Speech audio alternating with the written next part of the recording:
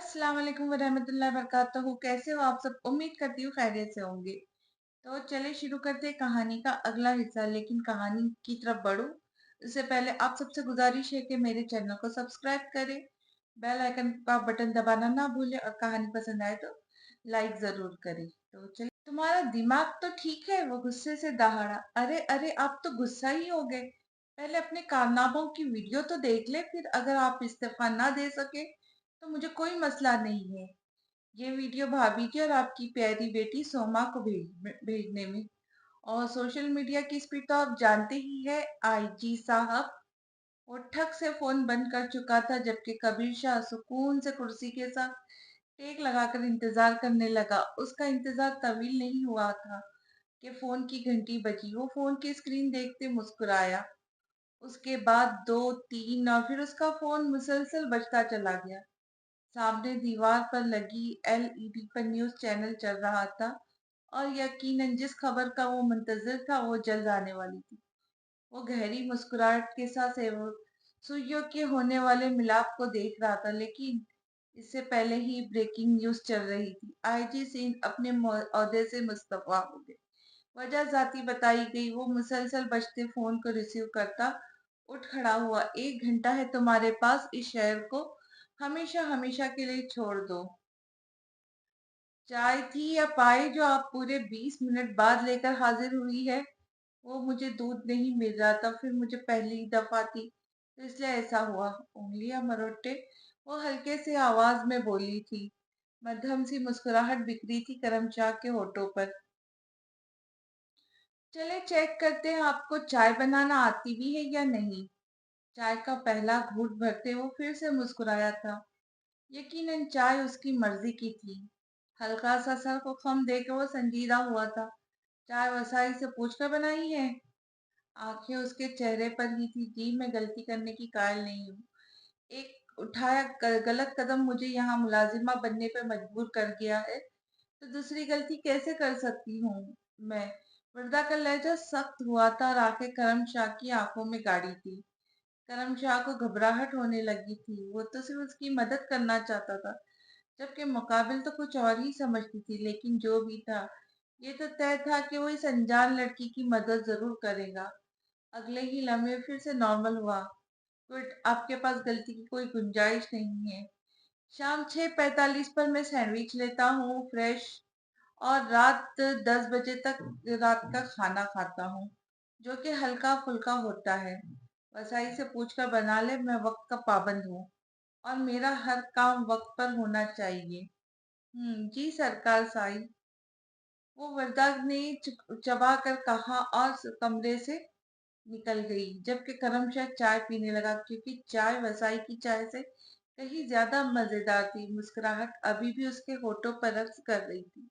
अनजान सी रूठी रूठी ये लड़की उसे न जाने क्यों अच्छी लगने लगी थी।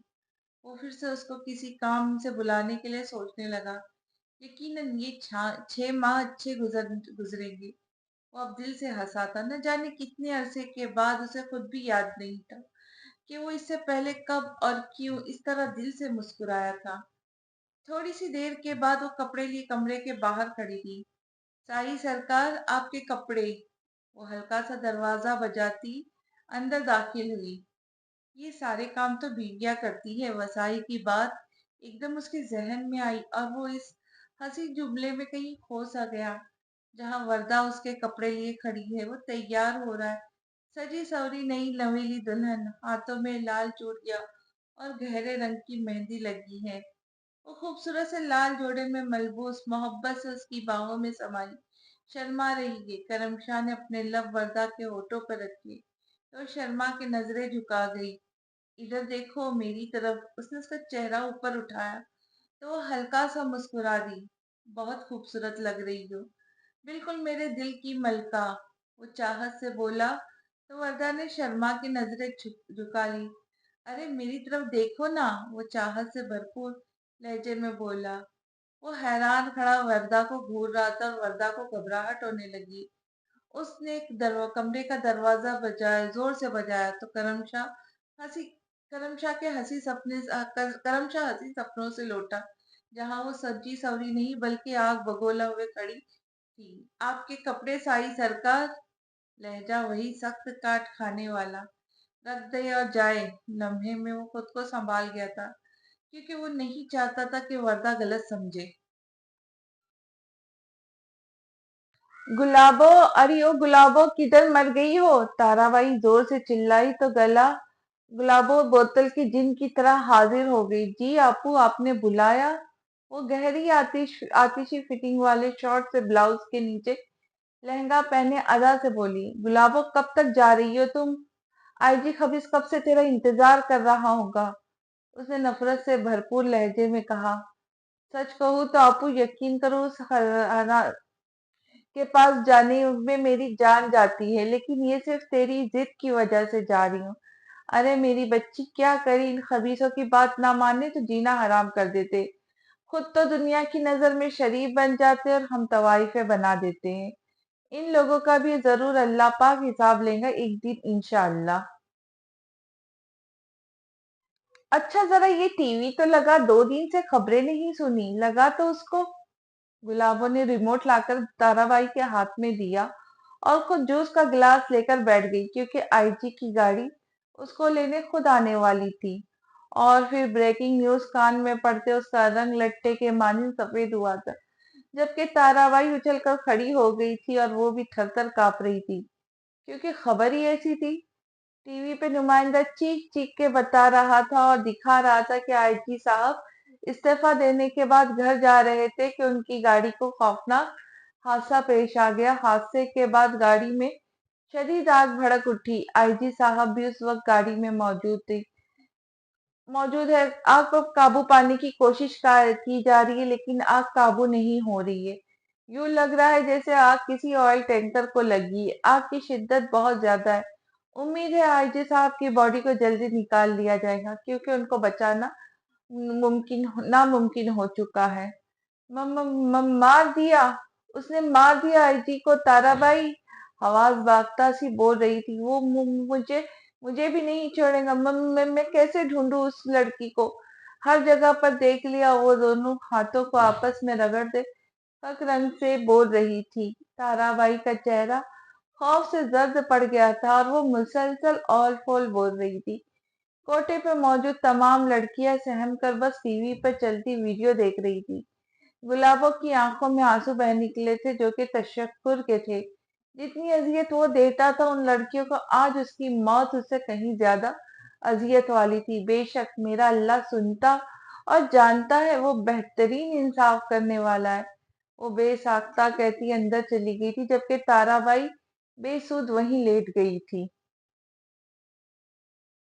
सिगरेट का गहरा कश लगाते वो पुरसुकून सा कुर्सी की पुष्ट से टेक लगा गया था। यकीनन आईजी, तुम्हारी आंखों का जल जाना चाहिए था। जिन नापाक और गलीज नजरों से तुमने मेरी वर्दा को देखा, तुम्हें जल कर मर जाना चाहिए था, क्योंकि उसे कोई भी देखने की जुरायत नहीं कर सकता था। वो सिर्फ मेरी है, सिर्फ और सिर्फ मेरी। उसे मेरी बाहों में आना है। तुम्हारी वजह से वो इस तरह मुझसे मिली और नफरत करने लगी मुझसे, वरना मैं तो उसे सब कुछ बता कर लाता। यहाँ तुम अपनी जान के दुश्मन खुद बने आईजी। अफसोस, सदा अफसोस के तुम्हें मरने में बहुत वक्त लगा, वरना तो मैं तुम्हें उसी दिन मार देता जिस दिन तुमने उसे देखा था। कहाँ हो तुम लिटिल गर्ल, कहाँ गुम हो गई हो? वापस आ जाओ अपने कबीर के पास मेरी जान। कोई तुम्हारी हिफाजत नहीं कर सकता। तुम क्यों मुझसे छुप रही हो? वो तकलीफ से सीना सहलाने लगा। आ जाओ ना मेरी जान, आ जाओ। तुम्हें आना होगा लिटिल गर्ल मेरे पास, क्योंकि तुम कबीर शाह की हो चुकी हो। मैं जल्द तुम्हें ले आऊंगा और फिर तुम्हें उसकी सजा जरूर मिलेगी। सख्त सजा। उस दिन तुम्हें कोई मुझसे बचा नहीं सकता। याद रखना। फोन की मुसलसल बजती घंटी बज रही थी। कबीर शाह ने फोन उठाकर कान को लगाया तो हारिस की आवाज गूंजी। सर, गाड़ी तैयार है, सरमद आगा आपका इंतजार कर रहे हैं। कितनी लड़कियां है? संजीदगी से सवाल किया। सर, 36 लड़कियां, 13 आपकी और 13 सरमद आगा की। ओके, मैं आ रहा हूँ। आने से पहले मेरा तमाम काम हो जाना चाहिए। वो कहते कहते रुका तो हारिस समझ गया कि वो क्या कहना चाहता है। सर, आप खुद आकर देख ले, नरमी से कहते वो फोन रख चुका था। धड़कन तेज हुई और आंखें एकदम से जल उठी। वो कुर्सी छोड़ता बाहर निकल गया। मुझे कुछ दिन के लिए दूसरे शहर जाना है जलाल शाह। हिना बेगम के तेवर अभी भी ठीक नहीं थे। वो ये झगड़ा हमेशा के लिए खत्म करना चाहती थी, क्योंकि वो जलाल शाह से तलाक लेना चाहती थी।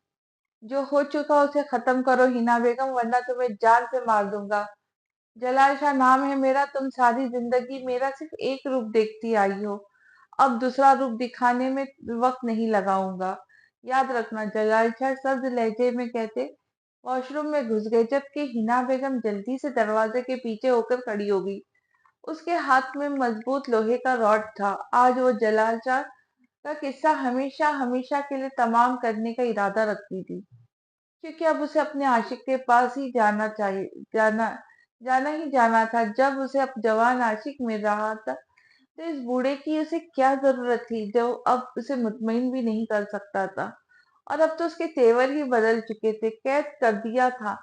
हिना बेगम ने रॉड पर हाथ की गिरफ्त मजबूत की, और जैसे ही जलाल शाह वॉशरूम से बाहर निकला, उसने रॉड पूरी कुव्वत से उसके सर पे दे मारा। खून का फव्वारा उबला और जलाल शाह के गिर जलाल शाह दर्द सहते तड़पने लगा।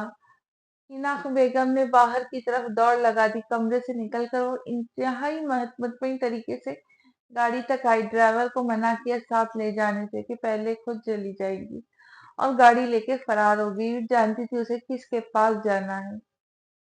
मुलाजिमा चाय बनाकर कमरे के दरवाजे पे खड़ी आवाजें दे रही थी। वो 2 दफा दरवाजा भी बजा चुकी थी, लेकिन कोई जवाब नहीं आ रहा था। शायद मियाँ भी मसरूफ होंगे, वो कहकर वापस मुड़ने लगी।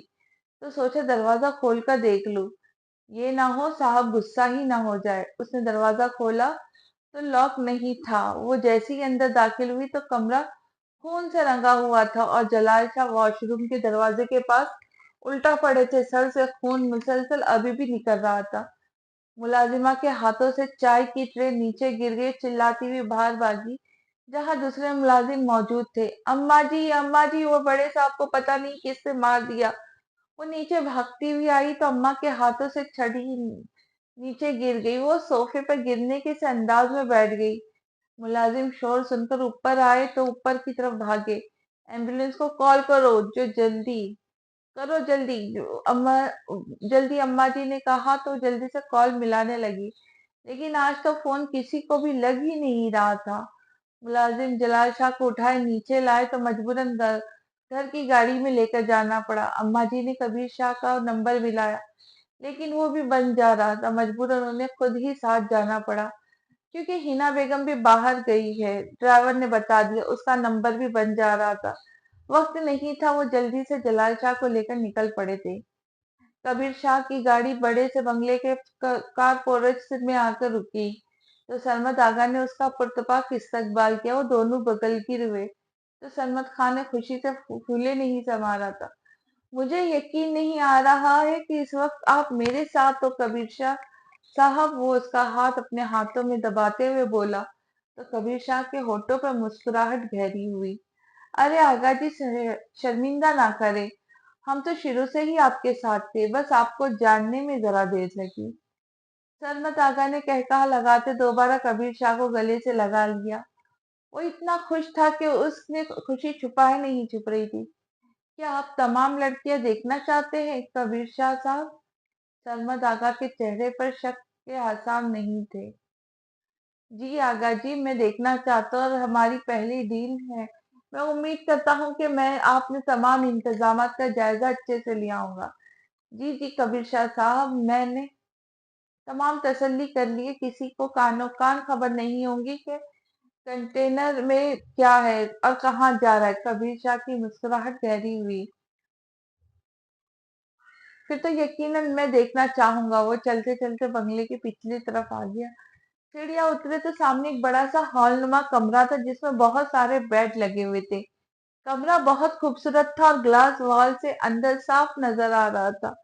तमाम लड़कियां अपना सामान बांधे इंतजार में बैठी थी, लेकिन ताज्जुब की बात ये थी कि इनमें से कोई भी ना रो रही थी ना परेशान थी, बल्कि वो सब मुतमईन थी और खुश नजर आ रही थी। आगा जी, ये सब इतनी मुतमईन से कैसे है आखिर इसने पूछ ही लिया।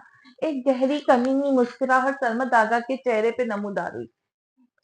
शादी ये सब अपने घर वालों की मर्जी से जा रही है तो फिर फिक्र कैसी? क्या? क्या मतलब? कौन से घर वाले होंगे जो अपनी बेटियों को खुद अपने हाथों इस जहन्नम में ढकेल देंगे? क्या इनको नहीं मालूम इन सब के साथ वहां जाकर क्या होगा? वो पता चलता एक आखिरी कोने में पर ल, वो चलता चलता एक आखिरी कोने पे लगे बेड के सामने आकर रुक गया। वो कोई 15-16 साल की मासूम सी प्यारी सी लड़की थी जो कुछ परेशान सी सर पर हिजाब पहने अबाया पहने हुए थी। यकीनन वो किसी बहुत शरीफ माँ बाप की बेटी थी क्योंकि उसके चेहरे पर हया के रंग थे। उन्हें झुकी हुई और जिस्म ढांपा हुआ था अपनी। आइए शाहजी आपको सब समझाता हूँ। कबीर शाह को लेकर ऑफिस दाखिल हुआ। कबीर शाह सामने लगे सोफे में बैठ चुका था जबकि उसकी आंखों के सामने अभी भी वो मासूम सी प्यारी सी लड़की थी। शाहजी ये गरीब घरानों की लड़कियां हैं जहाँ औलादों की लाइन लगी होती है। तो ये सब कुछ हुनर सीखकर बाहर जा रही ताकि अपने घर वालों का साथ दे सके और इनमें मैं उनके घर वालों की मर्जी शामिल होती है। लेकिन ये काम करने तो नहीं जा रही। कबीर शाह ने बात काटी। शाह जी, ये बात तो सिर्फ हम जानते हैं। जहाँ बच्चों का ढेर लगा हो वहां एक दो गायब भी हो जाते, क्या फर्क पड़ता है? उसकी बात पे कबीर शाह ने मुस्कुराकर उसका साथ दिया था। अच्छा आगा जी, आखिरी बेट वाली लड़की ना भिजवाए। हाँ हाँ शादी क्या आपको पसंद आ गई है? तो फिर फिक्र कैसी? अभी उसे बुलाते हैं और बताते हैं कि इसका काम नहीं बन सका। वो वापस चली जाए और बाहर निकलते ही वो आपकी। शुक्रिया आगा जी, बहुत खुश कर दिया आपने। कबीर शाह बहुत खुश हुआ तो आगा ने स्पीकर पर इरम नामी लड़की को ऑफिस में आने का हुक्म दिया। अगले 2 मिनट में वो परेशान से उसके सामने खड़ी थी। मिस इरम, मैं माजरत खा हूं कि आपकी जॉब नहीं हो सकी। आप वापस चली जाए। क्या? वो रोने लगी थी। ऐसा नहीं बोले सर, मैं वापस गई तो मेरी बहन खुदकुशी कर लेंगी। आपको अल्लाह ताला का वास्ता मेरी जॉब लगवा दे। मैं बहुत अच्छा पार्लर का काम करती हूँ और घर का काम भी कर दिया करूंगी। बस मुझे जॉब पर लगवा दे। मुझे अपनी बहन की शादी के लिए पैसे भेजने हैं। वो मुसलसल रो रो कर बता रही थी, हाथ जोड़कर खड़ी थी। बैठ जाओ, कबीर शाह ने कहा। उसने मुड़कर देखा और खामोशी से सोफे पर बैठ गई। अपना सामान लेकर आओ। जी? उसने हैरत से पूछा। सामान लेकर आओ जल्दी, काम मिल जाएगा। परेशान नहीं हो और रोना बंद करो। कबीर शाह पागल हो रहा था। वो खामोशी से उठी और बाहर निकल गई। अब ये क्या है था शाहजी? सरमद आगा ने पुरतजस्सुस अंदाज में पूछा। मैं इसे काम पर लगवा दूंगा और पास भी रखूंगा ताकि इसकी बहन की शादी हो सके। ये भी ठीक है शाह जी। होगा वही जो आप चाहेंगे। मैं जानता हूँ आगा जी। वो मुस्कुराया तो सरमद आगा भी मुस्कुरा दिया। थोड़ी देर में इरम सामान के साथ हिचकियां लेते ऑफिस में दाखिल हुई और सरमद आगा के सामने हाथ जोड़कर खड़ी हो गई। सर, अल्लाह का वास्ता एक दफा इन लोगों से दोबारा बात करे। मैं बहुत मेहनत से काम करूंगी, प्लीज। अब वो जोर जोर से रोने लगी। सरमद आगा ने कैमरा उचकाकर कबीर शाह की तरफ देखा जो हैरान था उस पागल लड़की को देख रहा था। नहीं, अब ये नामुमकिन है। सरमद आगा के कुछ बोलने से पहले ही वो बोल पड़ा और खड़े होते हुए बोला, आपकी जॉब हो गई है इधर पाकिस्तान में ही, तो चले मेरे साथ। वो बाहर निकला तो सरमद आगा भी इरम के हमरा बाहर निकल गया। वापसी पर कबीर शाह ने फिर से तमाम लड़कियों को बगौर जायजा लिया। सरमद आगा को उसकी हरकत अजीब सी लगी लेकिन वो खामोश रहा। कबीर शाह सीढ़ियां वो चढ़ते ऊपर आया तो एक दफा फिर से वो भरपूर मुस्कुराया था जिसे देखते सरमद आगा मुतमईन हुआ था क्योंकि वो पहली दफा कबीर शाह जैसे बासर शख्सियत के साथ काम कर रहा था। वो नहीं चाहता था कोई भी मसला बने। इरम को गाड़ी में बिठाते वो कुछ मुतमईन था और सरमद आगा से गले मिलते वो इंतहाई पुरजोश सा था कि कब उसे ये खबर मिलेगी कि माल अपनी मंजिल पे पहुंच चुका है। बहुत जल्द, सरमद आगा ने कहकहा लगाते सिगरेट सुलगाया और एक आंख विंक करते, इंजॉय। शाहजी जब दिल भर जाए तो बता दीजिएगा और भेज दूंगा। दोनों का फलक शगाफ कहकहा बुलंद हुआ तो इरम को पहली दफा खौफ महसूस हुआ, क्योंकि औरत की छठी हंस बड़ी तेज होती है और वो खतरा बहुत जल्द महसूस कर लेती। ऐसे ही खतरा इरम ने भी महसूस किया था, लेकिन उसके पास कोई ऑप्शन नहीं था कि वो वापस जा सकती थी, क्योंकि मरी बहन का मुंह देखना कौन चाहेगा। तो इरम ने भी अल्लाह रब्बुल इज्जत के आसरे अपने कदम मजबूत कर लिए थे कि जो होगा देखा जाएगा। वो गाड़ी में आकर बैठा तो खामोश था, बिल्कुल खामोश। सर जिधर जाना है? काफी देर के बाद ड्राइवर ने पूछा तो उसने फार्म हाउस कहकर दोबारा से बाहर देखना शुरू कर दिया। इरम अब तक एक नजर नहीं डाली थी, जबकि इरम डरी सहमी सी खुद को किस्मत के धारे पे छोड़ चुपचाप सी बैठी थी। जब गाड़ी एक फार्म हाउस के अंदर दाखिल हुई और कबीर शाह गाड़ी रुकते ही बाहर निकल गया, जैसे वो जो बहुत जल्दी में हो, जबकि इरम को ड्राइवर एक कमरे की तरफ वापस छोड़कर चला गया। अम्मा के कहने पर रज्जो ने फिर से कबीर शाह का नंबर मिलाया था, लेकिन अब भी नंबर बंद आ रहा था। जलाल शाह की हालत अब बहुत खराब थी, कुछ भी हो सकता था। हिना बेगम का कोई अता पता नहीं था। अम्मा परेशान सी कुर्सी पर बैठकर तस्बीह पढ़ रही थी। क्या करूं रज्जू, किससे कहूं, मेरे कबीर को बुला दे। अम्मा रोते रोते बोली तो रज्जू ने हारिस का नंबर लगाया, जो कि लग गया और हारिस का कॉल अटेंड कर चुका था। साहब, मैं रज्जू बोल रही हूँ, अम्मा से बात करे। रज्जू ने फौरन अम्मा को पकड़ा दिया तो ना चाहते हुए भी अम्मा जोर जोर से रोने लगी। हारिस कहाँ है? वो कमबख्त फोन क्यों बंद कर रखा है? उसे बताओ, उसका बाप जिंदगी और मौत की कश्मकश में जल्दी अस्पताल पहुंचे। क्यों सताता है वो मुझे? अम्मा जी, वो बहुत मसरूफ है, मैं अभी बताता हूँ, कह के हारिस ने फोन बंद कर दिया। अम्मा ने फोन रज्जू को पकड़ा और कहा, हिना का नंबर मिला, लेकिन नंबर अभी भी बंद आ रहा था। दूसरी घंटी पर कबीर शाह ने फोन ऑन किया तो हारिस की तरफ से बताई जाने वाली खबर सुनकर एकदम बौखला गया। उसका बाप हॉस्पिटल में है और उसे खबर भी नहीं हुई। वो सब काम छोड़कर हॉस्पिटल के लिए निकल गया। अम्मा वो भागता हुआ उनसे लिपट गया, क्योंकि जिंदगी में सबसे ज्यादा तकलीफ अम्मा के आंसू देते थे। कहाँ थे तुम? बताओ मुझे, फोन क्यों बंद कर रखा था? एक दिन मैं मर जाऊंगी और तू जनाजे के बाद पहुंचेगा। अम्मा जोर जोर से रोने लगी। अम्मा, माफ कर दे, मुझे पता नहीं चला। और क्या हुआ है बाबा को? कैसे चोट लगी? मुझे नहीं मालूम, हमने तो सब बस बेहोश देखा। वो ठीक नहीं है कबीर, वो ठीक नहीं है। अम्मा बहुत ज्यादा रो रही थी। वो औरत का है जो साई की तरह चिमटी रहती है, न जाने कहाँ है, कोई राब्ता नहीं हो सका, उसका भी नंबर बन जा रहा है। ना जाने कहाँ गई ये मुंह मारने। अम्मा के लहजे में नफरत ही नफरत थी।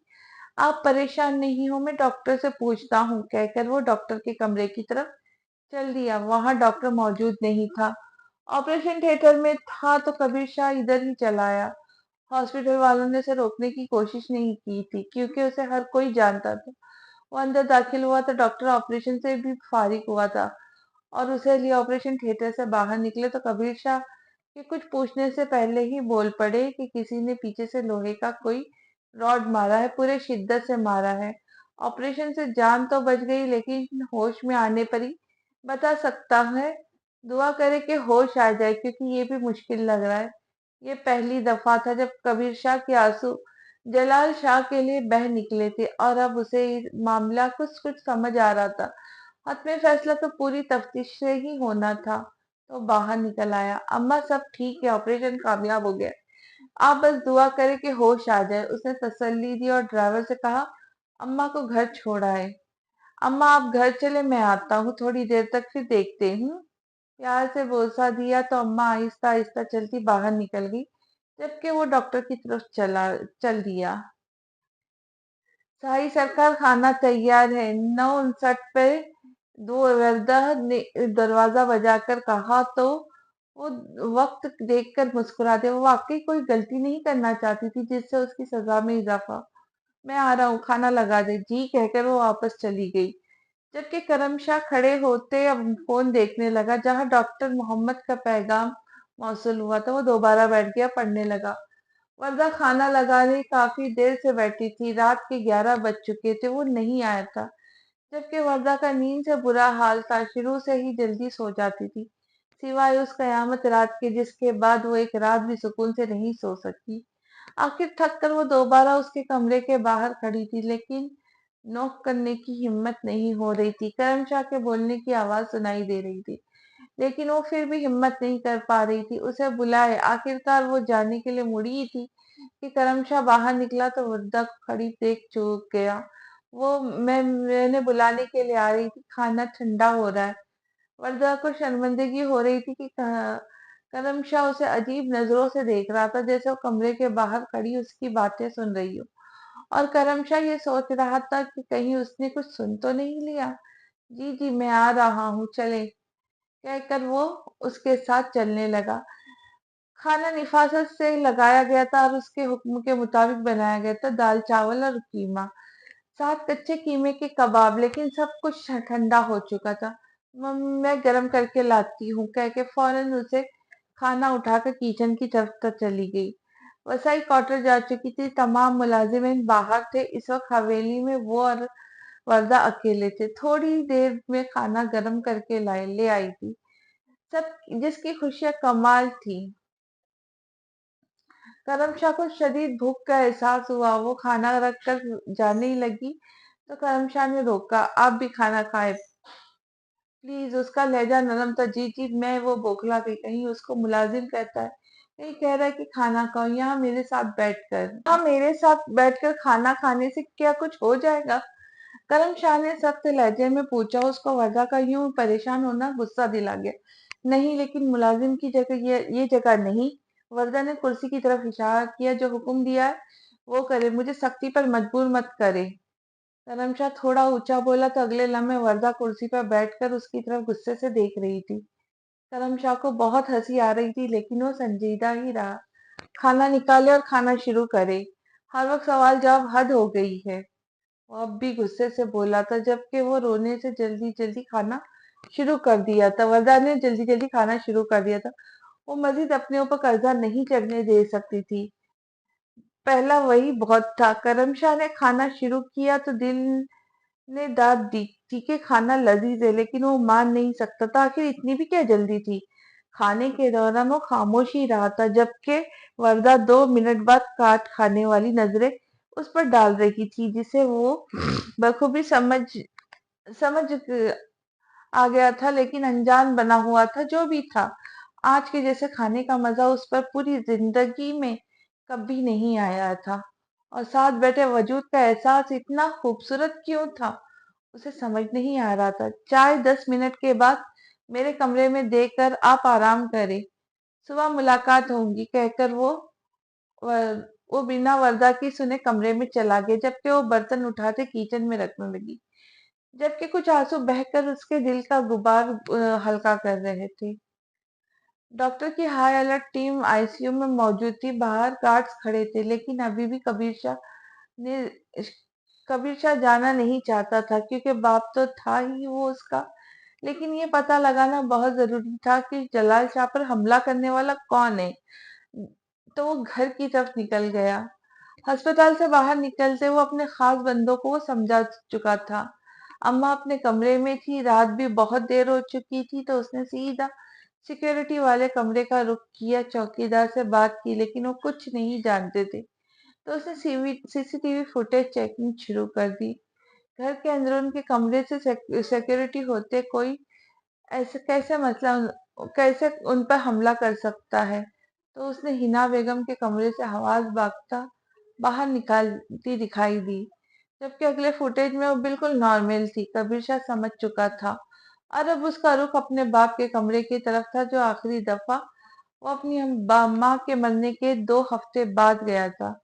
जब हिना बेगम ने जलाल शाह से ब्याह करके ले आया, तो उसने अपनी माँ की हर चीज उस कमरे से निकाल ली थी, सिवाय उन यादों की। उसके आंसू बहकर चेहरा भिगो रहे थे, कदम वजनी हो रहे थे।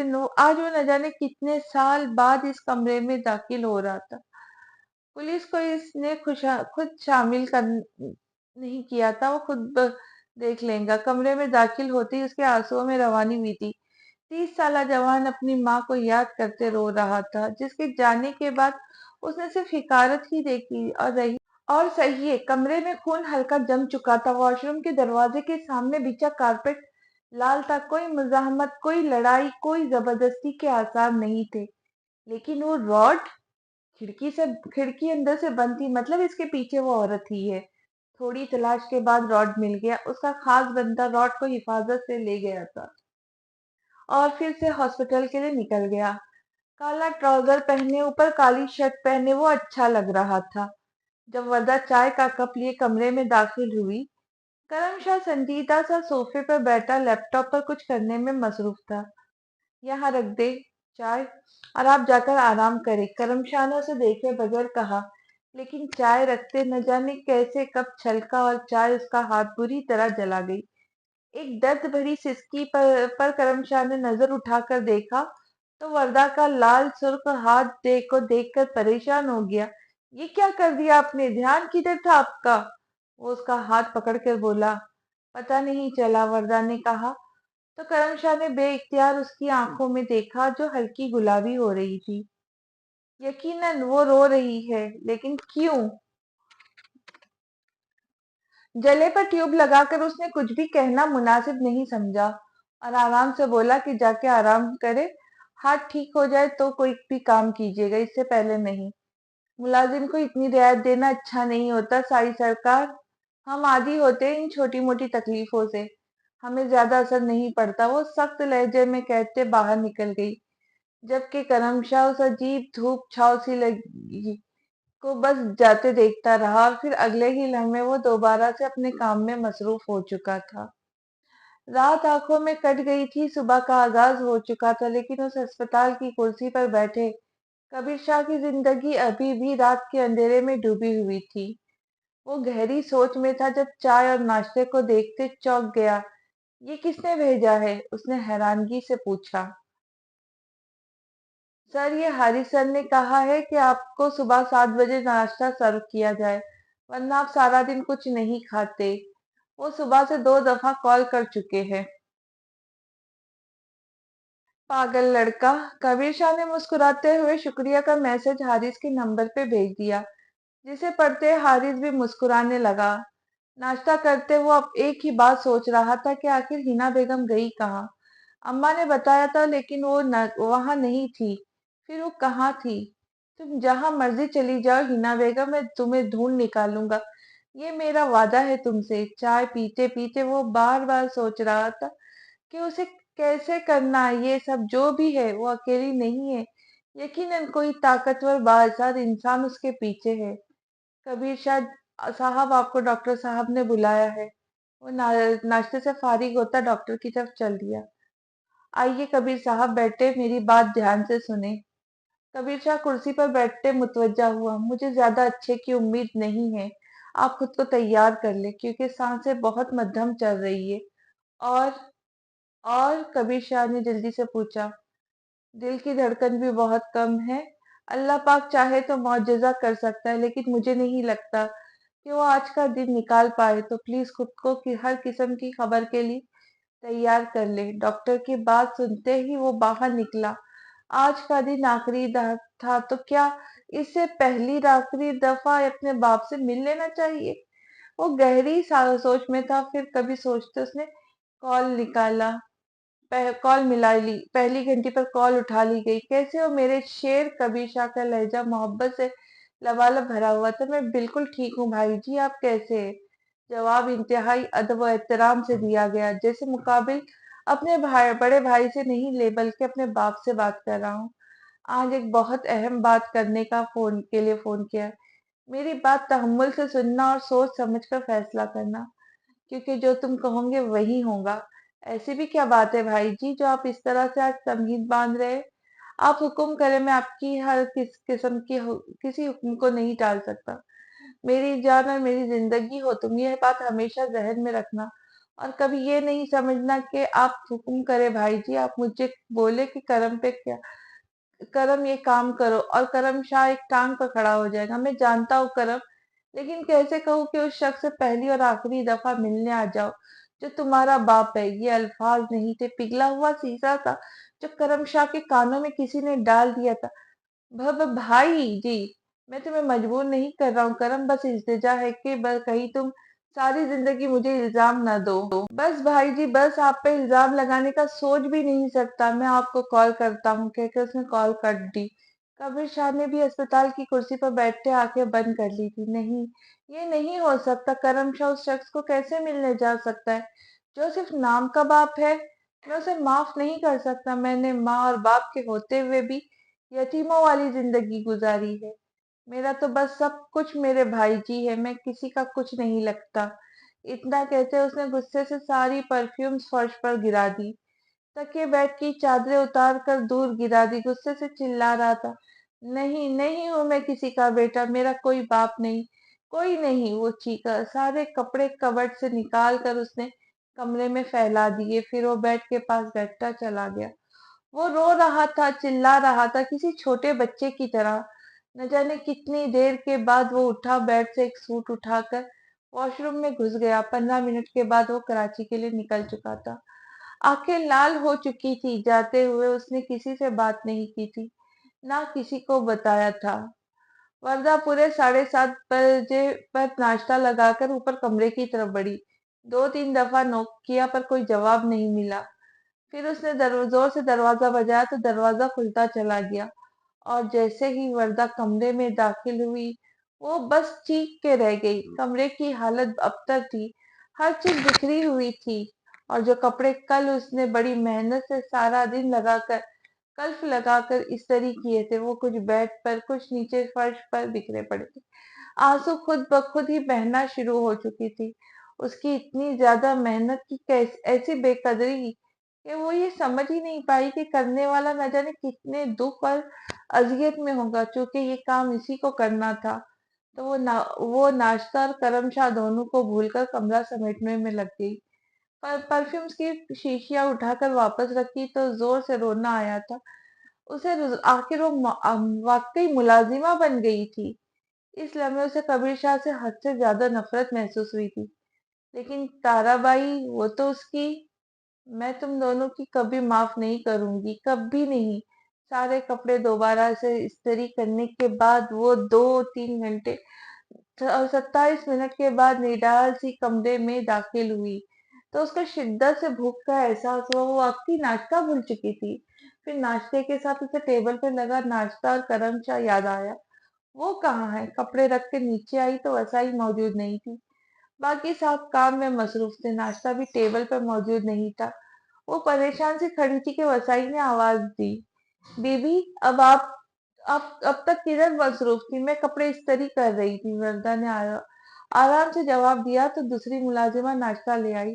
आप नाश्ता करें, सरकारी स्थाई ने 2 दफा फोन कर लिया है, लेकिन आपका कमरा बंद था तो हमने जगाना मुनासिब नहीं समझा। आपका हाथ कैसा है? वसाई ने फिक्रमंदी से कहा। मेरा हाथ? वो तो भूल ही चुकी थी। ठीक है, आप नाश्ता करें जल्दी से, वसाई ने कहा। तो वो नाश्ता लेट करने लगी। वसाई, साई सरकार कहाँ है? बीवियों किसी काम से शहर गए, हमें नहीं मालूम कब वापस आएंगे। इतना कहकर वसाई किचन में चली गई, जबकि वह नाश्ता करते ऊपर कमरे में चली गई। वो अस्पताल के बाहर खड़ा ये कब से ये सोच रहा था कि वो यहाँ किससे मिलने आया है और क्यों? कौन है उसका अंदर? कोई भी तो नहीं है उसका सिवाय उस एक इंसान की जो उसका सब कुछ है और उसके हुक्म पर वो यहाँ मौजूद है।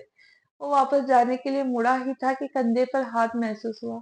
ये हाथ वो कैसे ना पहचानता? करम शाह ने मुड़े मुड़े बगैर कहा, मुझे में इतना ज़र्फ नहीं है भाई जी, मुझे माफ कर दे, मैं वापस जा रहा हूँ, मैं उस शख्स से नहीं मिलना चाहता। लेकिन वो हैरान तब हुआ जब कबीर शाह उसे के गले लगकर फूट फूट कर रो पड़ा। करम, वो चले गए। अम्मा का बेटा ये दुनिया छोड़कर चला गया। न जाने क्यों करम शाह का दिल पर हाथ पड़ा था और ना चाहते हुए भी वो 2 आंसू बह निकले थे। लेकिन अगले ही लम्हे वो खुद को छुड़ाता गाड़ी में सवार हुआ और बिना कबीर शाह को देखे वापसी के लिए निकल गया। जबकि कबीर शाह आंसू साफ करता अपनी गाड़ी की तरफ बढ़ गया। घर वालों का हुजूम था, बिजनेस के लोग जमा थे। अम्मा की हालत बहुत खराब थी, रो रो के बीपी बढ़ गया था। डॉक्टर ने सुकून का इंजेक्शन लगा दिया।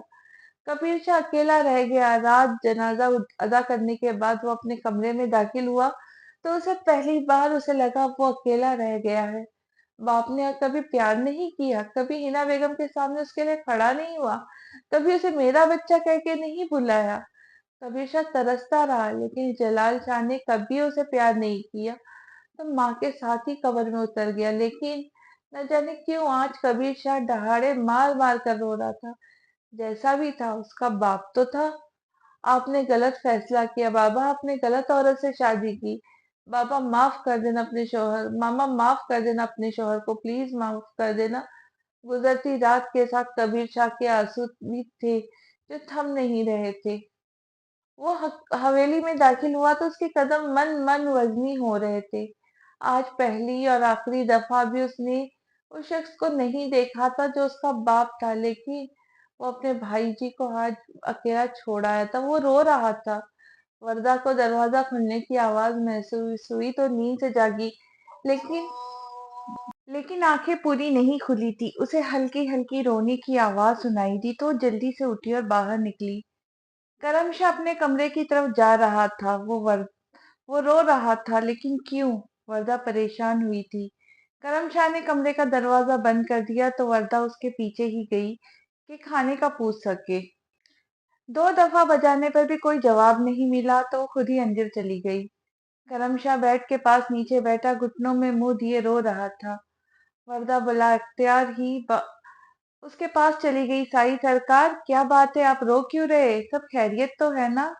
करमशाह ने सर उठाकर वर्दा को देखा और यही उसका जब्त जवाब दे गया। उसने वर्दा को जोर से खुद में भींच लिया और फूट फूट कर रोने लगा। वर्दा तो घबरा ही गई थी। यूं उसके सीने से लगाने पर वो मुसलसल उसको पीछे करने की कोशिश कर रही थी, लेकिन करमशाह अपने हवास में नहीं था। वो वर्दा को छोड़ ही नहीं रहा था, बस रोए जा रहा था। काफी देर कोशिश के बाद वो वर्दा ने ऊंची आवाज में कहा, साई सरकार छोड़े मुझे। तो वो कुछ होश में आया और फौरन उससे अलग हुआ, लेकिन उसके कुछ बोलने से पहले ही वर्दा कमरे से बाहर भाग गई। करमशाह को बहुत शर्मिंदगी हुई, लेकिन इस वक्त वाकई किसी अपने के सहारे की तलाश में था जिसके गले लग के वो रो सके। लेकिन वर्दा, वो उसके पीछे गया था। वर्दा ने दरवाजा लॉक कर लिया। उसके बार बार बजाने पर भी कोई जवाब नहीं दिया तो वापस आ गया। गलती तो हो चुकी थी, चाहे अनजाने में ही सही। पता नहीं वो क्या समझती होंगी मुझे। वो अपना गम भुलाए परेशान हो गया था। फिर नींद उस पर मेहरबान हो गई और वो सो गया। आंसू की लकीर अभी भी उसके वजी चेहरे पे मौजूद थी।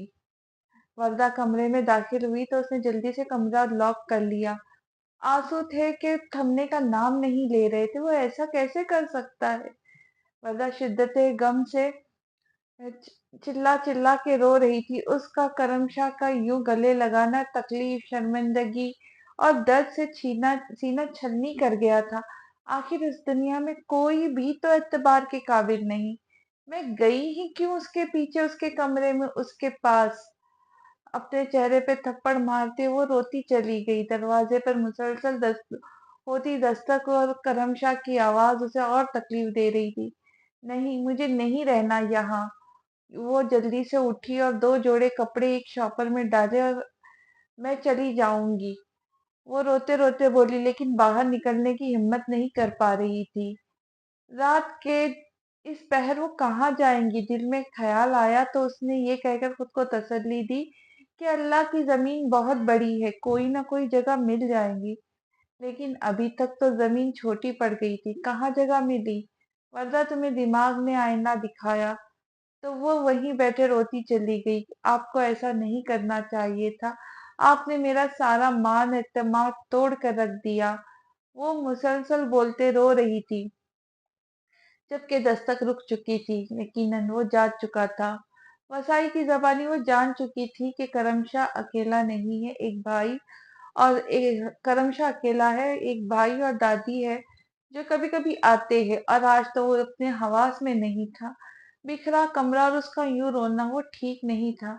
उसे सहारे की जरूरत थी, किसी अपने की। लेकिन यूं वो समझते हुए भी उसका गले लगाना बर्दाश्त नहीं कर पा रही थी। रात गुजरती जा रही थी, लेकिन वर्दा के आंसू थमने का नाम नहीं ले रहे थे। सर, क्या आप ठीक है? हारिस परेशानी से पूछ रहा था। जलाल शाह की मौत का उसे बहुत दुख हुआ था। कबीर शाह की सिसकियां वो सुन सकता था, जानता था। उन दोनों के दरमियान कभी कुछ नहीं रहा, लेकिन बाप तो था ही वो कबीर शाह का। सर हिम्मत करे, हौसला करे, मैं जल्द वापस आ जाऊंगा। उस जालिम इंसान के टुकड़े टुकड़े कर दूंगा जिसने ये सब किया।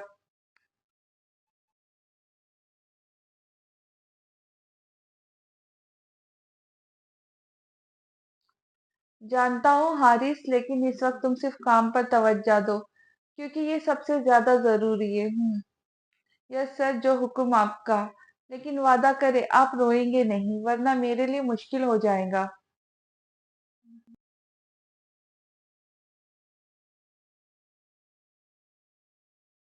मैं ठीक हूँ, तुम परेशान नहीं हो। वो ठीक है? हारिस का लहजा इज्जत से भरा हुआ था। हाँ, काफी बेहतर है। बस कुछ दिन तक जाऊंगा लेने, आ जाओ।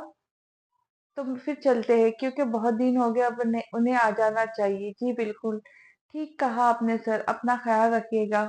तुम भी हारिस, और होशियार रहना, ये काम आसान नहीं है। ओके सर, कहता वो फोन रख चुका था।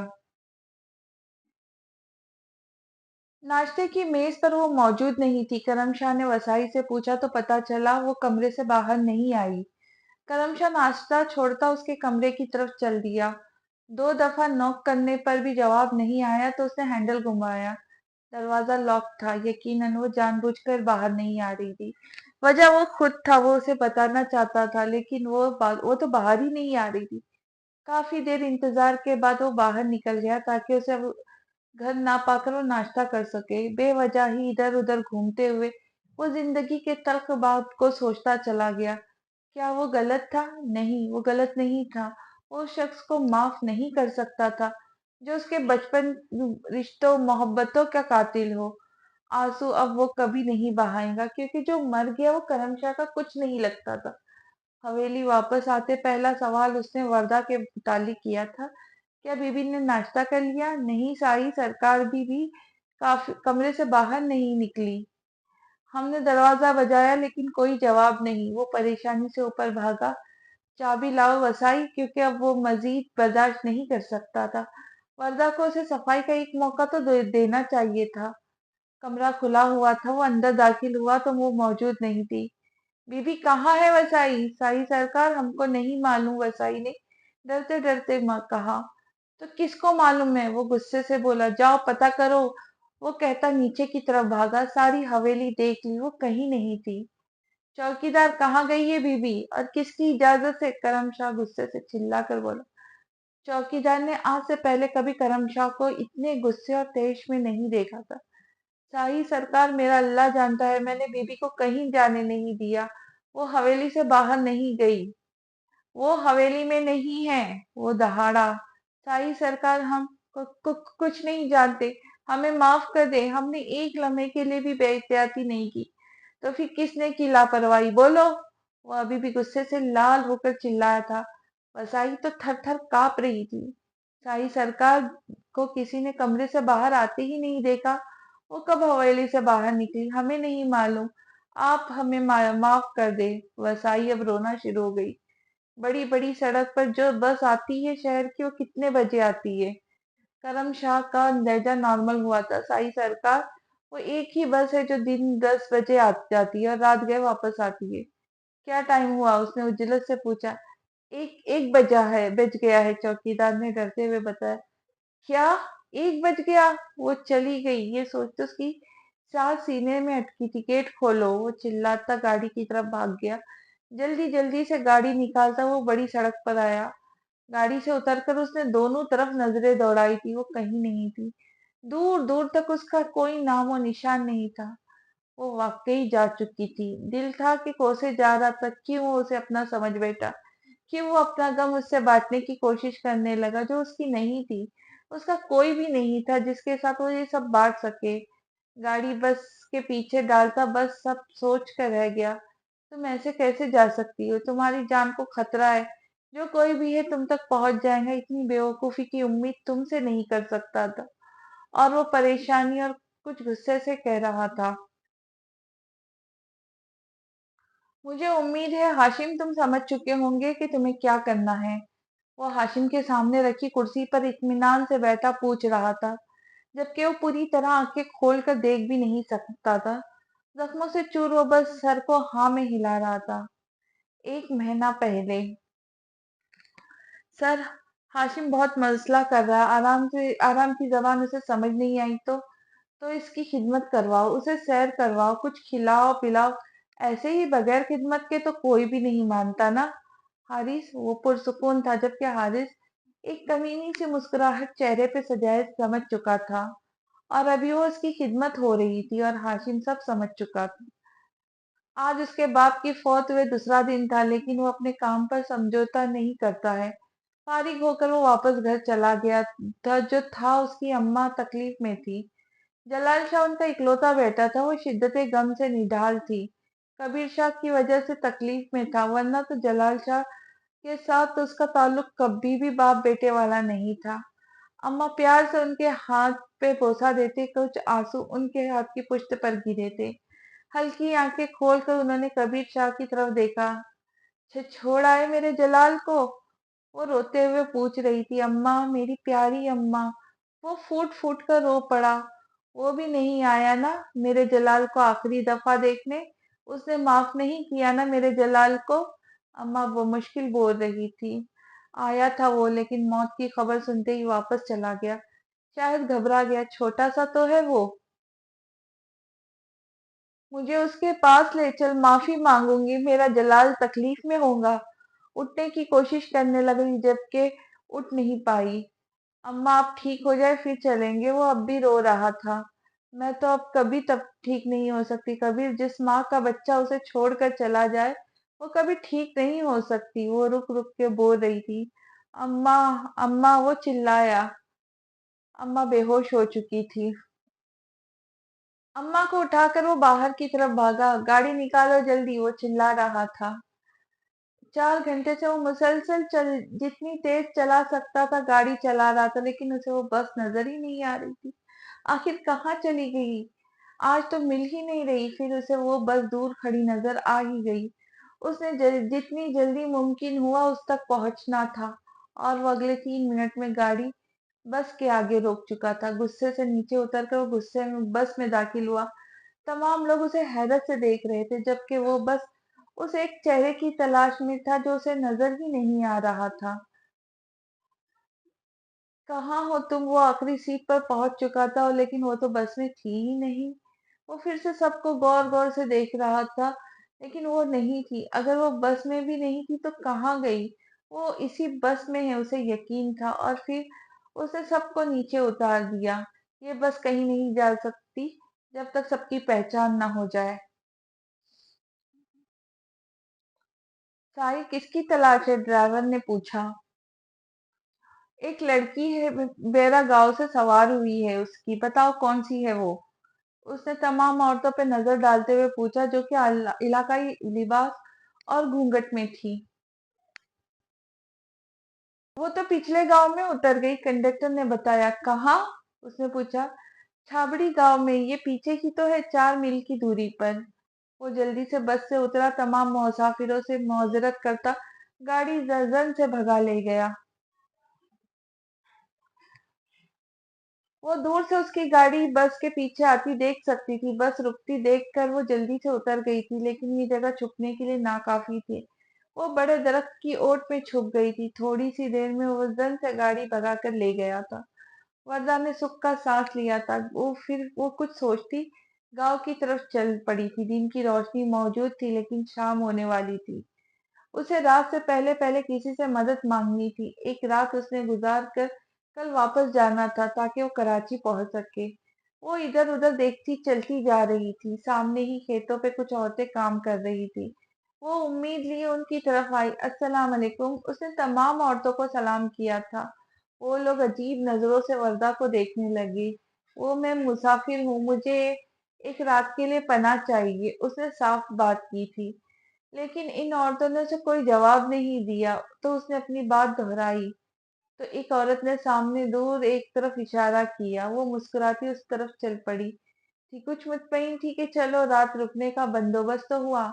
लेकिन वो उन औरतों की आंखों का खौफ महसूस नहीं कर पाई थी। सामने एक डेरा बना हुआ था जहां कोई कुछ मुलाजिम मौजूद थे। साथ ही एक कोई बंदा कुर्सी के आगे मेज रख के रजिस्टर पे कुछ लिख रहा था। वरदा ने उसे सलाम किया तो उसने सर से लेके पाँव तक उसको देखा। वालेकुम अस्सलाम बीबी। वो मैं मुसाफिर हूँ, मुझे एक रात के लिए रिहाइश चाहिए। मैं कल सुबह ही यहाँ से चली जाऊंगी। अरे आप जब तक चाहे यहाँ रह सकती है मोहतरमा। आवाज पीछे से आई थी जहाँ एक शख्स मूंछों को ताव देता उसे घूर रहा था। वरदा का दिल एकदम से लर्जा था। वो लोग मशकूक से थे। लेकिन शाम होती देख वो परेशानी से बैठ गई। जाओ बीबी के लिए लस्सी पानी बल्कि खाने का इंतजाम करवाओ, उसने कुर्सी पर बैठे बंदे से कहा। तो वो आंखों में चमक लिए उठ खड़ा हुआ। वरदा की धड़कन मामूल से तेज थी, लेकिन वो कमजोर नहीं बनना चाहती थी। अभी उसे बैठने दो। 2 मिनट गुजरे थे कि एक औरतों के चीखने चिल्लाने की आवाज बुलंद हुई। वरदा का दिल उछलकर हलक में आ गया। वो औरतें इतनी बुरी तरह चिल्ला रही थी जैसे उन पर बहुत बड़ा तशद्दुद किया जा रहा है। वरदा को डरते देख उस आदमी ने इशारा किया तो थोड़ी देर के बाद आवाजें आना बंद हो गई। ये कैसी आवाजें थी? उसने डरते डरते पूछा। कुछ नहीं, आप हवेली चले, खाना खा के आराम करें। वो उठी ही थी कि एक आदमी दो औरतों को सिंगल में मुक्की जानवरों की तरह मारता लेकर आ रहा था। वो औरतें बहुत ज्यादा चीख रही थी। वरदा ने खौफ से उस तरफ देखा। उस आदमी ने उनको लाकर पहले आदमी के पाँव में गिराया। साई, अब जो मर्जी करो, इनके साथ जबान नहीं खोलेंगी। तबीयत साफ कर दी है। वो आदमी यकीनन वरदा की मौजूदगी से नावाकिफ था। वरदा ने जैसे ही इन औरतों को देखा वो बहुत कुछ समझ गई थी। उसने जिस रास्ते से आई थी उसी तरफ दौड़ लगा दी। ओए पकड़ो छोरी को, वो आदमी चिल्लाया तो वरदा को एहसास हुआ उसने बहुत बड़ी गलती कर दी। वो बहुत तेज भाग रही थी, जबकि वो लोग उसके बहुत करीब पहुंच चुके थे। वरदा को उन रास्तों पर चलना नहीं आता था, लेकिन वो फिर भी भाग रही थी। दिल ने पहली दुआ करम शाह के आने की थी। वो तकरीबन भागते हुए बड़ी सड़क के करीब पहुंच चुकी थी, लेकिन इससे पहले कि वो बड़ी सड़क पर चढ़ती इन लोगों ने उसे घेर लिया। वो मकरूज चेहरे, नहीं अल्लाह मुझसे गलती हो गई, करम शाह को भेज दे। वो आंसू से और दिल की गहराइयों से दिल दुआ मांग रही थी। इतने में एक आदमी आगे बढ़ा तो वरदा ने पीछे होते एक दफा फिर से दौड़ लगा दी। वो खेतों में बहुत मुश्किल से दौड़ रही थी, जबकि वो लोग आसानी से उस तक पहुंच चुके थे। जब भी वो पीछे देखते औंधे मुंह खेतों में गिरी। इससे पहले कि वो बंदे उसे पकड़ते उसने तेज टायरों की चड़चड़ाहट सुनी। वो समेत सब लोगों ने उस तरफ देखा जहां वो शान से गुस्से से लाल गाड़ी से निकला था, जबकि उसके गार्ड्स उसके पीछे ही थे। वो लोग 2 कदम पीछे हटे थे, जबकि वरदा ने पूरी हिम्मत जमा करके उसकी तरफ दौड़ लगाई। वो पागलों की तरह उसकी तरफ दौड़ रही थी, जबकि वो लोग पीछे ही खड़े थे। वरदा वो वरदा के पीछे नहीं भाग रहे थे। अगले लम्हे वो करमशा के सीने से जा लगी थी। बुरी तरह रोती, कांपती, बिल्कुल हवास में नहीं लग रही थी। बहुत जोर से उसने करमशाह को पकड़ रखा था, जबकि उसके गार्ड्स उन लोगों के सर पे थे। वो 4 लोग थे, जबकि करमशाह के 10 गार्ड्स थे। मुझे बचा ले शाही सरकार, ये लोग मुझे पकड़ लेंगे। वो बहुत खौफजदा थी। कुछ नहीं हुआ और वो तुम ठीक हो? उसने उसकी कमर पे हल्के से हाथ फेर कर तसल्ली दी।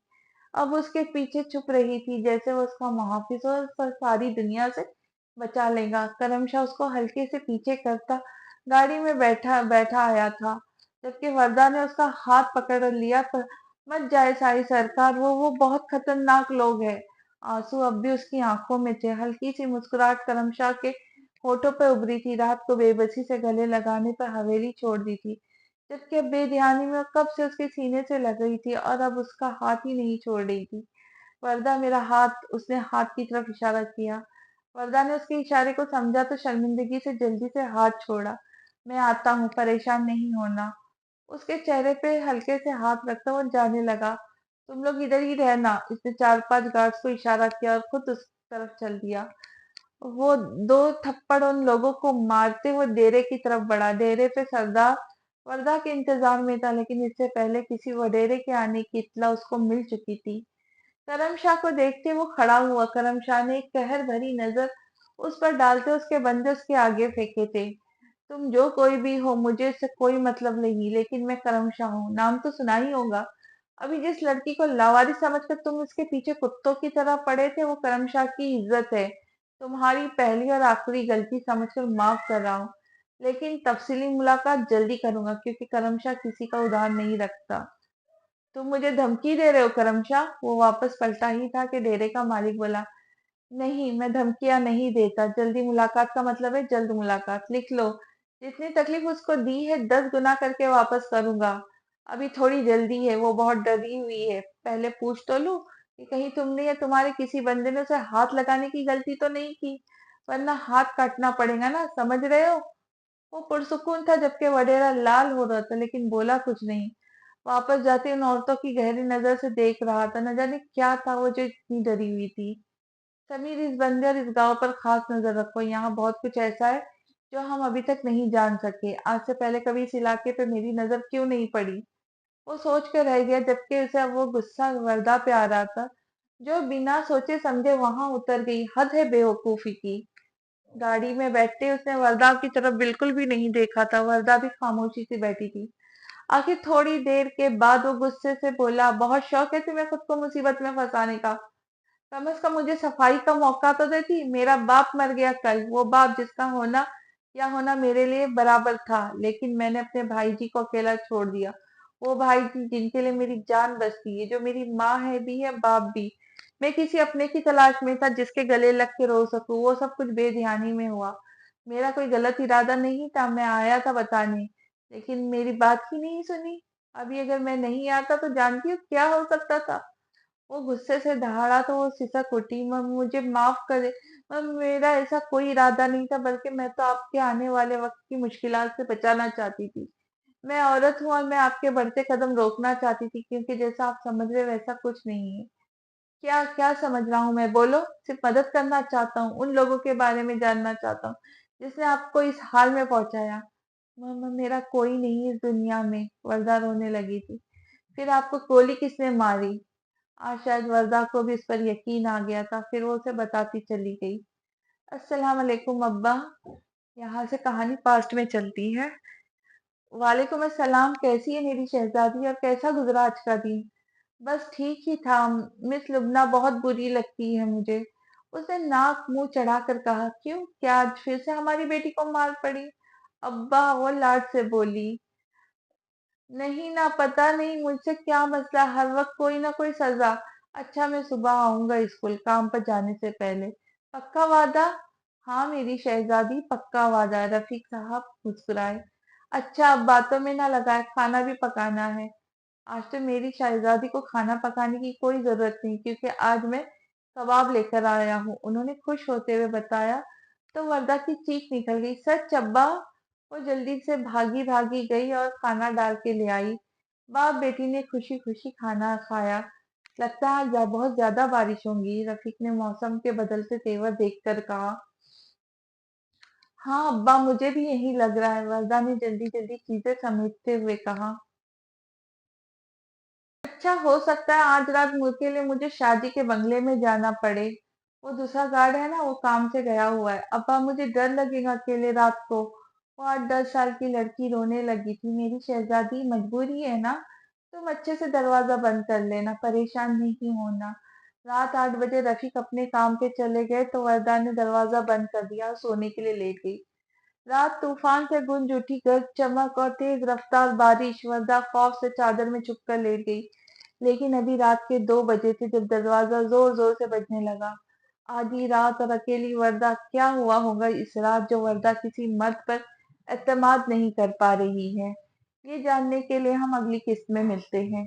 तब तक के लिए खुश रहे, खुशियां बांटे। मेरे चैनल को सब्सक्राइब करना ना भूले, और दुआ में याद रखें। तो मिलते हैं जल्दी ही। अल्लाह हाफिज।